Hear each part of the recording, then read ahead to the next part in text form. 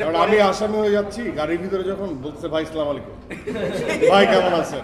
হ্যাঁ, এটা অনেকের জন্যই ফার্স্ট নোটে একটু শকিং ছিল। এরকম প্রথম হেডলাইনটা এসেছিল যে গুলশান থেকে আটক হ্যাঁ, আফরান নিশো। কিন্তু এটা আটকটা আর এইভাবে হয় না, এই পোশাকে হয় না। ফেক পুলিশ, সাথে সারিয়ার শাকিল, রেদওয়ান আলী। হ্যাঁ। তো আমার খুবই একদমই নিকটতম, যেমন আমার ফ্যামিলি থেকে ফোন আসছে। হ্যাঁ, তো ওরা আবার ফোন দিয়ে নিজেরাই একটু বোকা বনে গেছে, ফোন দিয়ে আবার সেকেন্ড টাইম ফোন দেয়, বলে ও আচ্ছা। হঠাৎ করে ফার্স্ট নোটে অনেকেই এটা ভাবছে, বাট আমাদের উদ্দেশ্য ছিল যে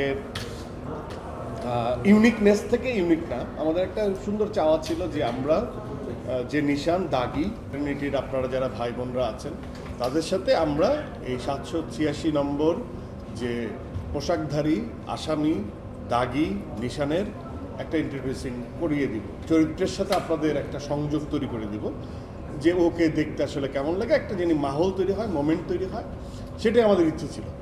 এটা অনেকে অনেকভাবে শকড হয়েছে, অনেকে মজা পেয়েছে, অনেকে বলেই ফেলেছে এর থেকে ইউনিক এবং সলিড মার্কেটিং পলিসি বা এইভাবে এ পর্যন্ত কেউ জার্নালিস্টদের সামনে কথা বলতে আসে না এই দাগির পোশাক। সবচেয়ে ভালো হচ্ছে নিশোর ওই সময়কার অভিনয়টা কাজ করেছে। এক সেকেন্ডের জন্য হাসি না, এবং ওইটাতে লোকে আমার কাছে অনেক এসছে। আমি কি বলতে চাই, আমার এবং আমার কয়েকবার আমার পাচ্ছিল দম ফেটে হাসি, কারণ আমি আসামি হয়ে যাচ্ছি গাড়ির ভিতরে যখন বলছে ভাই আসসালামু আলাইকুম, ভাই কেমন আছেন, আমি কথা বলতেছি না, আমি যে কথা বলছি না কারণ আমি জানি যে ভিডিও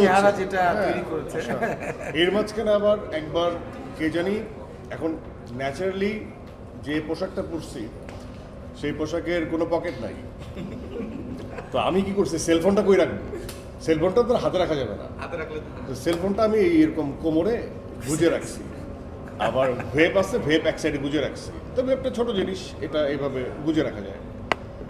তো এই ভিড়ের মধ্যে যখন ঢুকে গেছি তখন মনে হচ্ছে ওই সেলফোন সেলফি আমাকে গুতাচ্ছে, কারণ এইভাবে আসি তো হঠাৎ করে আমি বলছি কী ব্যাপার, সেলফোন কেউ টান দিল নাকি, এইভাবে তাকাইছি, টাকা দেখি কেউ নাই, তখন এত হাসি পাইছে, আবার হাত দিছে এইভাবে।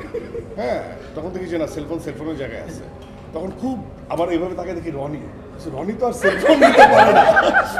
দ্যাট অলসো ওয়ার্ক, কারণ ওই তাকানোটা মনে হচ্ছিল যে পেছন থেকে কেউ মানে কোনো পুশ করছে, মারছে বা কিছু একটা, ওই ইনস্ট্যান্ট আবার ওইটাকে আমি আবার এক্সপ্রেশনে কনভার্ট করে দিয়েছি। যখন শিহাব ভাই যখন আপনার হাত করা খুললো তখন আপনার মুখে হাসি দেখছি, তখন তাকে আপনি হ্যাঁ কিছুটা, কারণ ওই হাসিটাও আসতো না, শিহাব ভাই অনেকক্ষণ ধরে এক হাতে খোলা ট্রাই করতেছে, আমি তারা বুঝতে পারতেছি না যে চাবি ওইটা, সেইটাতেই ট্রাই করতেছে। হ্যাঁ, আমি এইখানেও বলতে হচ্ছে এতবার এইটা খোলার জন্য, আজকালটা সময় বলতে হয় না, চাবি যখন দিচ্ছে তার কাছে সে একটা বাচ্চা হয়ে গেছে, ও আমার নিশানের চাবি আমি খুলবো, ও হ্যাঁ।